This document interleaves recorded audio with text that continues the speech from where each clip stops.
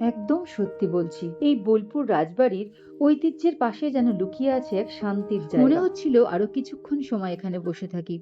ঘুরতে ঘুরতে ভুলেই গেছিলাম যে আমাদের এখনো এই বোলপুরে এসে হোটেলের রুম চেক ইনই করা হয়নি। কয়েকটা জায়গা ঘুরে আমাদের কিন্তু হোটেলের রুমে চেক ইন করতে হবে।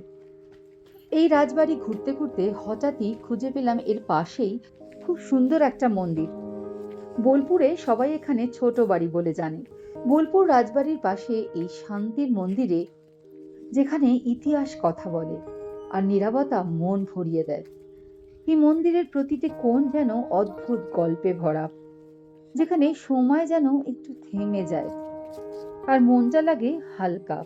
এখানে কিন্তু নিত্য নৈবেদ্য শিবের পূজা হয়, আর বছরের কিছু বিশেষ দিনে মন্দির সেজে ওঠে অপরূপ সৌন্দর্যে।